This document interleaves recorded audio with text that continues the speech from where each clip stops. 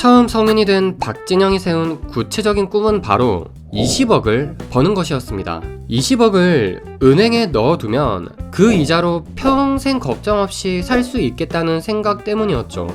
열심히 산다는 건 과정이고 결과적으로 이제 어떤 목적지가 있어야 되잖아요. 좌표가 있어야 되는데 그게 이제 계속 바뀌어간 거거든요. 그 처음에는 대학에 들어가서요 목표를 정했어요. 뭐였냐면 20억을 버는 거였어요. 생각을 해봤더니 20억을 벌어서 은행에 넣어놓으면 그 이자로 내가 하고 싶은 걸 맘대로 하면서 살 수 있겠더라고요.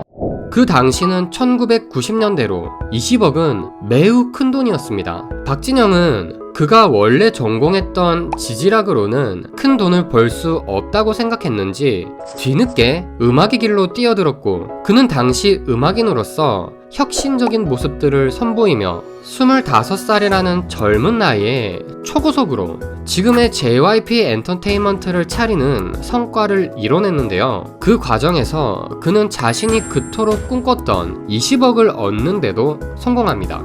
돈을 굉장히 빨리 벌었어요. 그 당시 20억이면 정말 미리 말씀드리자면 수십억으로 시작했던 그 당시 JYP 엔터테인먼트는 현재 시가총액 약 2조 원까지 성장했으며, 박진영은 이 지분의 15%에서 20% 정도인 수천억 원대를 소유하고 있습니다. 그냥 수천억 원이라고 하면 크게 체감이 안 되실 수도 있는데, 이 돈이 얼마나 큰 돈이냐면 지분 15% 기준 3천억으로만 잡아도 한 달에 150만원씩 적금 넣는 평범한 직장인이 17,000년간 매달 꾸준히 모아야 도달하는 액수입니다. 즉 빙하기가 끝나기도 전인 중석기 시대 때 월 150만원씩 적금 넣는 직장인으로 태어나 지금까지 모아야 겨우 도달하는 액수라는 것이죠.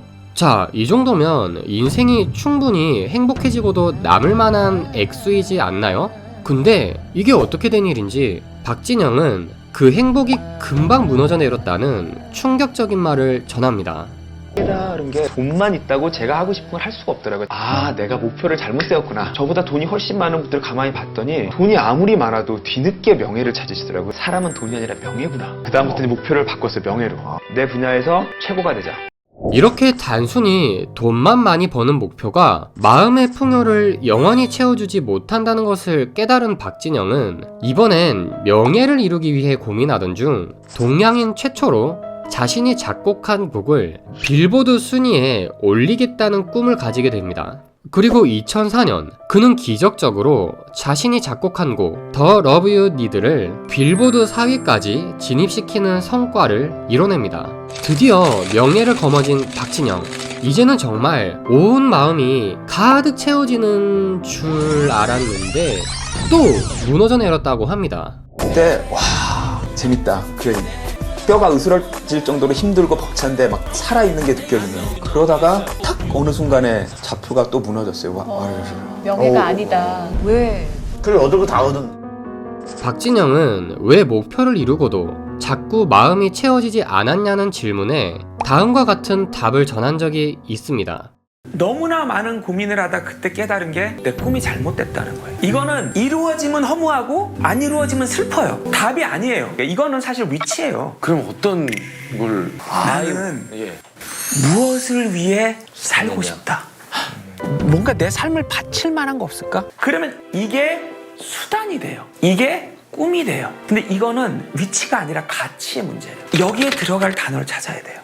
돈을 버는 것도 좋고 하고 싶은 일을 이루는 것도 다 좋습니다. 하지만 이런 목표들은 그 위치에 서면 거기서 그냥 끝이기 때문에 이 모든 수단들을 의미 있게 만들어주는 내가 무엇을 위해서, 내가 왜 이렇게까지 해야 하는가에 대한 고민, 즉 자신만의 가치를 세워야 된다는 것이죠. 나는 부자가 될 거야는 위치만 존재하지만 나는 무엇을 위해 부자가 될 거야는 위치를 지탱해주는 가치가 함께 존재합니다. 물론 이 무엇은 사람마다 정답이 다를 것입니다. 그렇다면 오늘의 주인공 박진영은 현재 무엇을 위해 살고 있을까요? 수많은 철학자들이 삶을 사색하다가 결국 나는 왜 존재하는가라는 물음으로 귀결되듯이 그는 자신의 존재에 대한 이유를 찾기 위한 삶을 살고 있다는 말을 전합니다.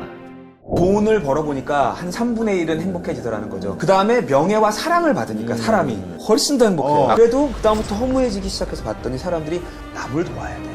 했더니 꽤 많이 행복해지더라고요. 네네. 근데 점점점 느끼는 거는 아무리 자기가 가진 모든 거를 남한테 다 주더라도 결국은 세상과 인간을 누가 왜 만들었는지 모르면 결국은 나는 끊임없이 쓸쓸하고 혼란스럽고.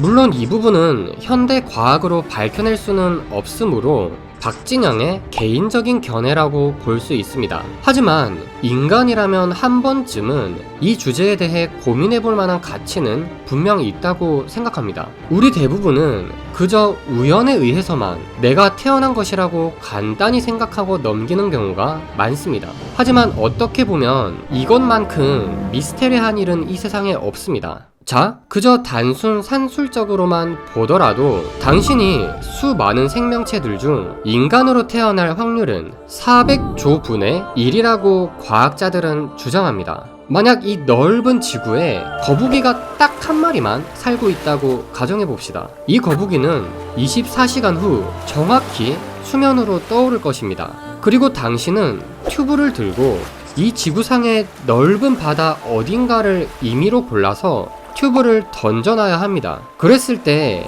24시간 뒤에 상승하는 거북이의 머리가 정확히 그 튜브를 뚫고 나올 확률이 바로 당신이 인간으로 태어날 산술적인 확률과 비슷합니다. 물론 이건 당신이 존재할 수 있는 수많은 조건 중 하나일 뿐입니다. 만약 태양과 지구의 거리가 지금보다 0.05%만 차이 났어도 혹독한 온도로 생명은 살아남을 수 없다고 과학자들은 말합니다.